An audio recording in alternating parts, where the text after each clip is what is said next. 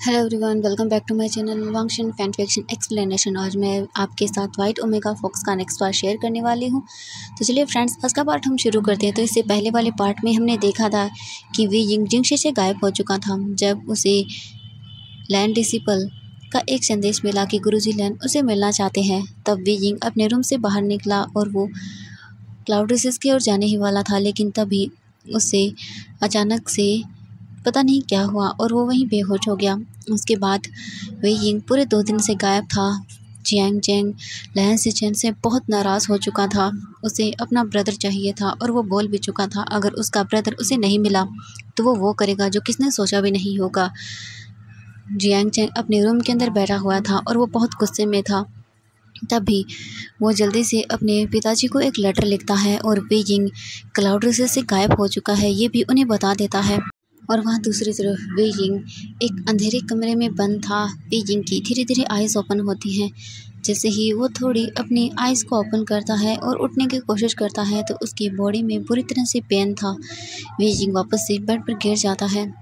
उसे कुछ अच्छा नहीं लग रहा था। उसकी बॉडी में इतना पेन कैसे। वे यिंग धीरे धीरे अपनी आइज़ को ओपन करने की कोशिश करता है और वो याद करने की कोशिश करता है कि क्या हुआ था। जैसे ही वे यिंग को ये याद आया कि वो बेहोश हो गया था, अचानक से जैसे ही वो जिंगशी से बाहर निकला तो जल्दी से उसकी आइज़ ओपन होती हैं। वे यिंग जैसे ही अपनी आइज़ को ओपन करता है तो वो चारों तरफ देखता है। वहाँ पर काफ़ी ज़्यादा रोशनी नहीं थी, धीमी धीमी ही रोशनी आ रही थी। अंधेरा था। वो एक बेड पर लेटा हुआ था और वो अपने चारों ओर देखता है तो वहाँ पर रेड कर्टेन्स लगे हुए थे। वे यिंग उस रूम को बिल्कुल नहीं पहचानता था। उसे समझ नहीं आया कि वो कहाँ है। वे यिंग जल्दी से बेड से उठता है और वो रूम को देखने के बाद थोड़ा घबरा जाता है क्योंकि ये उसके जिंगशी का रूम बिल्कुल नहीं था और उसके पास भी कोई नहीं था। वे यिंग थोड़ी मुश्किल से ही अपने आप को संभालता है और वो डोर के पास जाता है और उसे खोलने की कोशिश करता है, लेकिन वो डोर बाहर से बंद था। वे यिंग बहुत ही ज़्यादा कोशिश करता है लेकिन वो उस डोर को बिल्कुल भी ओपन नहीं कर पा रहा था। वे यिंग चिल्लाना शुरू कर देता है और बोलता है, डोर खोलो प्लीज़, मुझे यहाँ क्यों लाए हो और तुम कौन हो, प्लीज़ खोलो इस डोर को। लेकिन वहाँ पर कोई नहीं आता और वे यिंग थक कर वहीं नीचे बैठ जाता है। उसे समझ नहीं आ रहा था कि आखिरकार वो क्या करे। तभी अचानक से वो डोर ओपन होता है। जैसे ही वो डोर ओपन होता है वे यिंग जल्दी से अपने फेस को ऊपर करता है तो वो देखता है कि वहाँ पर एक गर्ल आती है जिसने रेड कलर के कपड़े पहने हुए थे और वो काफ़ी सुंदर भी थी। वे यिंग जब उस गर्ल को देखता है तो जल्दी से अपनी जगह से खड़ा हो जाता है और बोलता है, तुम कौन हो। वो गर्ल वे यिंग की ओर देखती है और बोलती है, मेरा नाम वैन किंग है और मैं वैन कबीले से हूँ। वे यिंग ये सुनकर कुछ भी समझ नहीं पाता क्योंकि उसने इस कबीले का सिर्फ नाम सुना था, उसे बाकी कुछ भी नहीं पता। वे यिंग ज़्यादा अपने कबीले से बाहर नहीं जाता था। मैडम यू उसे कभी बाहर नहीं जाने देती थी तो उसे नहीं पता कि ये सब कौन है। वे यिंग डरते हुए बोलता है, मुझे यहाँ क्यों लाया है, प्लीज़ प्लीज़ मुझे जाने दो यहाँ से। वैन किंग वे यिंग की ओर देखती है और बोलती है, मुझे माफ़ कर दीजिएगा मैडम लैन, लेकिन आप यहाँ से नहीं जा सकती हैं, मेरी मजबूरी है, मैं कुछ नहीं कर सकती इसमें। प्लीज़ आप ये दवाई ले लीजिए, इससे आपको अच्छा लगेगा।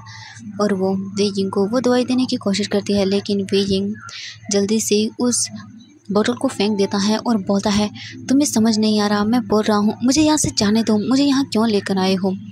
वैन किंग वे यिंग की ओर देखती है और बोलती है, मुझे माफ़ कर दीजिएगा लेकिन मैं नहीं जानती, मुझे बस आपको दवाई देने के लिए भेजा गया है, प्लीज़ आप इन्हें ले लीजिए और अपना ख्याल रखिएगा।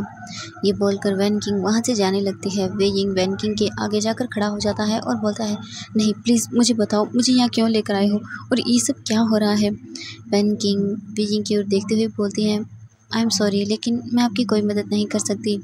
ये बोलकर वैन किंग वहाँ से चली जाती है। फिर से वो डोर को बंद कर देती है। वे यिंग डोर को ओपन करने की कोशिश करता है लेकिन वो डोर बिल्कुल भी ओपन नहीं होता। वे यिंग थक कर वहीं नीचे बैठा रहता है। इसके बाद अब हमें कुछ घंटे बाद का सीन दिखाया जाता है। जियांग फेंगमियान अपने कबीले में बैठे हुए थे और वो कुछ पेपर्स को रीड कर रहे थे। तभी उनके पास एक डिसिपल आता है और वो बोलता है, कुल प्रमुख आपके लिए संदेश आया है। जियांग फेंगमियान जैसे ही उस लेटर को रीड करते हैं तो उनके हाथ से वो लेटर नीचे गिर जाता है और उनकी आंखों में आंसू आने लगते हैं। तभी मैडम यू भी वहाँ आ जाते हैं और वो जियांग फेंगमियान की ये हालत देखकर थोड़ी घबरा जाती हैं और उनकी ओर देखते हुए बोलते हैं, फेंग मैन क्या हुआ, प्लीज़ मुझे बताओ, तुम मुझे डरा रहे हो। Jiang Feng man madam you को वो लेटर देते हैं और उसे रीड करने के बाद मैडम यू बहुत गुस्से में आ जाती हैं और वो जल्दी से अपने हाथ से एक रिंग निकालती हैं। जैसे ही मैडम लैन ने अपने हाथ से उस रिंग को निकाला, जियांग फेंग मैन ये देखकर हैरान हो गई और वो बोली, मैडम यू आपके पास ये। मैडम यू किसी भी बात का कोई जवाब नहीं देती और वो जल्दी से उस रिंग का यूज़ करती हैं। तभी हमें दिखाया जाता है कि कैंग से सेरन उस फ्लावर के पास ही बैठी हुई थी और वो उसके पास बैठकर उससे बातें कर रही थी भी।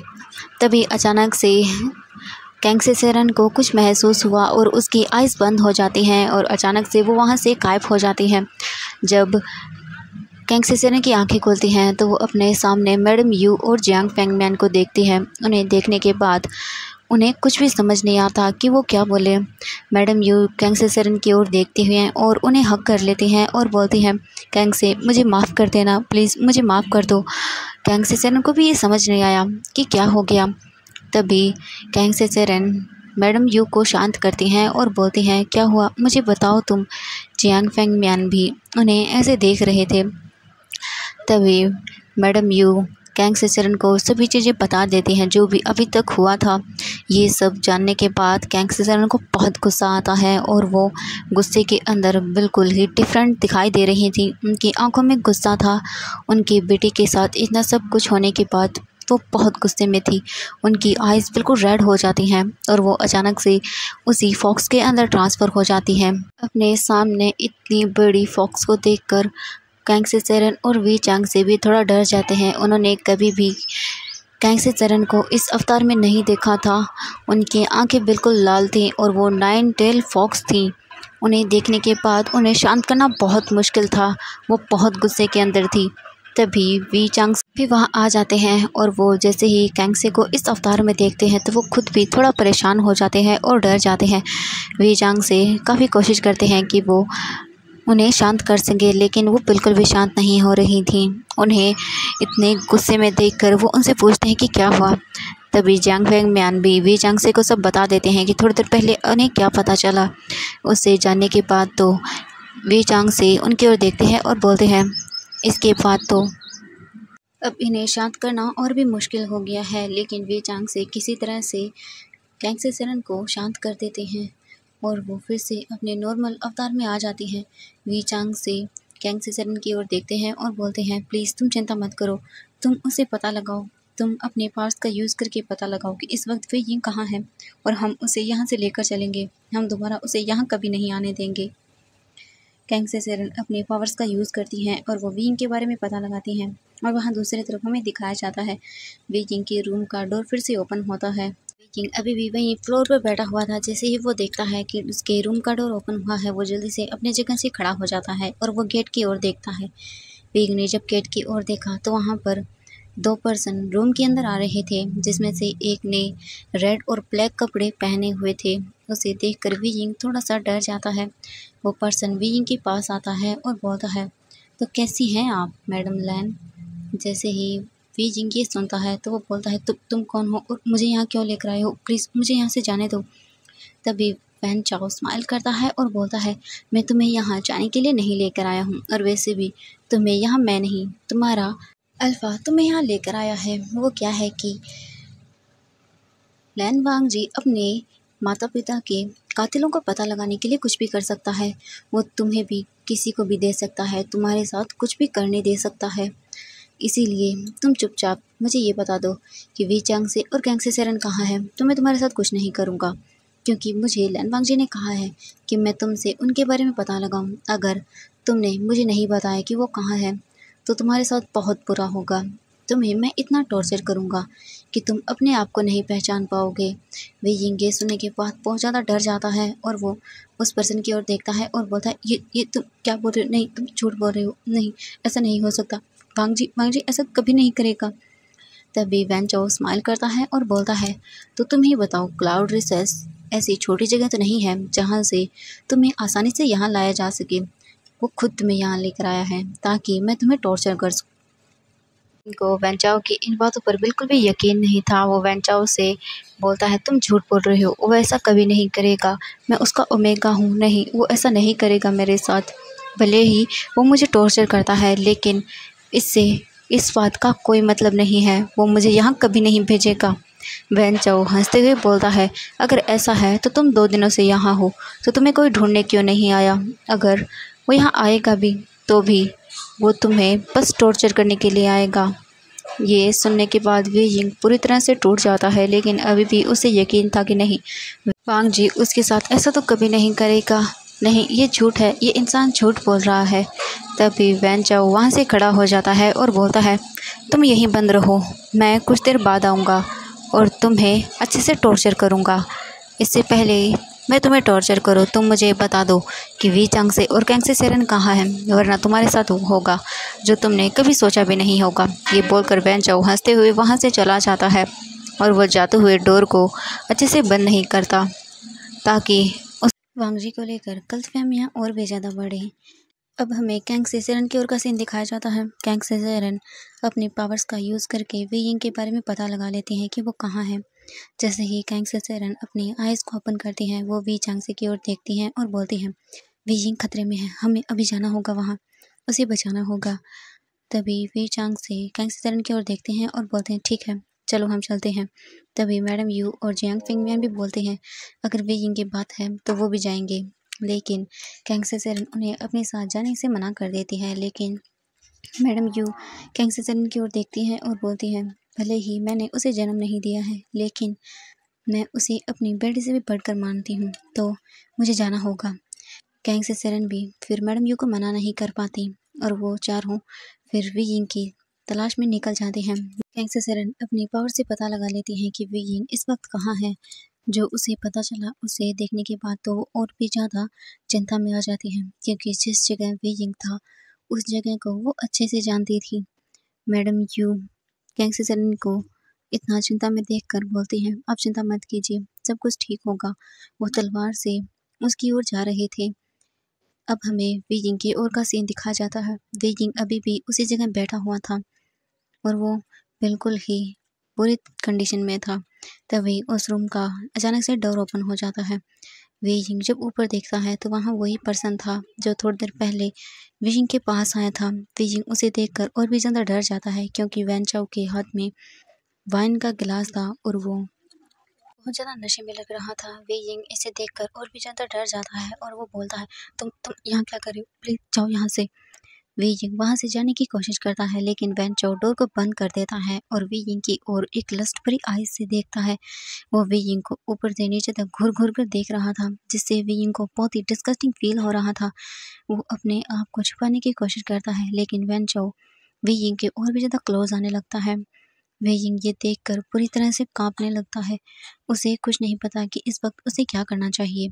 वे यिंग बहुत ज़्यादा डर गया था। वैन चाओ वे यिंग के पास आता है और वो उसके फेस को पकड़ता है और बोलता है, आज मैं तुम्हारी वो हालत करूँगा जो तुमने कभी सोची भी नहीं होगी। वैसे भी तुम्हारे अल्फ़ा ने मुझे इजाज़त दी है ये सब करने की, ताकि मैं तुमसे पता कर सकूँ उसके मॉम डैड के कातिल आखिर है कहाँ। ये बोलकर वैन चाओ वे यिंग को वहाँ पर बेड पर नीचे पुश करता है, जिस वजह से वे यिंग वहाँ पर नीचे गिर जाता है। वे यिंग के रोप्स काफ़ी लूज थे, जिस वजह से उसका एक शोल्डर विजिबल हो जाता है। वैन चाओ जब वी यिंग को ऐसे देखता है तो उसकी आंखें और भी लस्ट से भर जाती हैं और वो वी यिंग की ओर आगे बढ़ने लगता है। वैन चाओ ने वी यिंग को बेड पर बहुत ही बुरी तरह से पुश किया और वो उसके रोप्स को निकालने लगता है। वे यिंग अपने आप को वैन चाओ से छुड़ाने की कोशिश कर रहा था, लेकिन वे यिंग इतना स्ट्रॉन्ग नहीं था कि वो वैन चाओ को खुद से दूर कर सके। वैन चाओ वे यिंग पर बहुत ही बुरी तरह से एक डॉग की तरह उसे बाइट करने लगता है। वे यिंग को इससे बहुत पेन होता है। वे यिंग का माइंड पूरी तरह से ब्लैंक हो चुका था। अभी जो उसके साथ हो रहा था उससे वे यिंग को बहुत हर्ट हो रहा था। वैन चाओ वे यिंग को बहुत बुरी तरह से ट्रीट कर रहा था। उसकी पूरी तरह से रोप्स को वो निकाल देता है। वे यिंग की बॉडी पूरी तरह से विजिबल हो रही थी, आधे से ज़्यादा उसका रोप्स फट चुके थे। वैन चाओ वे यिंग को पूरी तरह से अब अपना बना लेना चाहता था। वी यिंग की इस बॉडी को देखकर वैन चाओ अपना पूरा कंट्रोल खो चुका था। वो बस अब वी यिंग के साथ वो सब करना चाहता था। उसके माइंड पूरी तरह से खाली हो गया था। वैन चाओ एक बहुत ही बीस्ट बन चुका था। इस वक्त अचानक से एक ब्लैक स्मोक वी यिंग की पूरी बॉडी पर आ जाता है, जो कि वैन चाओ को वी यिंग से दूर कर देता है। वैन चाओ दूर जाकर वहाँ गिर जाता है, जिसे देखने के बाद वैन चाओ शॉक में पूरी तरह से वी यिंग की ओर देखने लगता है। वी यिंग की पूरी बॉडी अचानक से बेड से ऊपर उठ जाती है और उसकी आंखें बिल्कुल रेड हो जाती है। कोई भी देखकर ये बता सकता था कि इस वक्त वी यिंग कितने गुस्से में है। अचानक से वी यिंग की पूरी बॉडी पर ब्लैक स्मोक छा जाता है। वैन चाओ वी यिंग की उन रेड आंखों की ओर देख रहा था, जो कि इस वक्त बहुत गुस्से में थी। वी यिंग अपने कंट्रोल में बिल्कुल नहीं था। अचानक से वहाँ पर पूरी तरह से लाइट छा जाती है। वी यिंग अब उस ब्लैक स्मोक में पूरी तरह से कवर हो गया था। जब वैन चाओ इस रोशनी की वजह से अपनी आइज़ को ओपन नहीं कर पाता, उसकी आंखें बंद हो जाती हैं और जब दोबारा से वैन चाओ की आंखें खुलती हैं तो अपने सामने जो नज़ारा उसे दिखाई देता है, उसके बाद वैन चाओ के होश ही उड़ गए थे। वी यिंग पूरी तरह से ब्लैक रोब में था। उसकी 9 टेल फॉक्स थी। उसके ईयर्स भी बड़े बड़े हो गए थे। वो बिल्कुल फॉक्स लग रहा था, लेकिन ह्यूमन टाइप में। वैन चाओ इसे देखने के बाद तो बहुत बुरी तरह से कांपने लगा था। वी यिंग की आंखें बहुत गुस्से में थी। वी यिंग गुस्से में वैन चाओ की ओर देख रहा था, मानो वो उसे अपनी आइज़ से ही मार डालेगा। तो फ्रेंड्स, आज के लिए बस इतना ही। नेक्स्ट पार्ट के लिए वेट कीजिएगा। Thank you so much friends मेरी वीडियो देखने के लिए।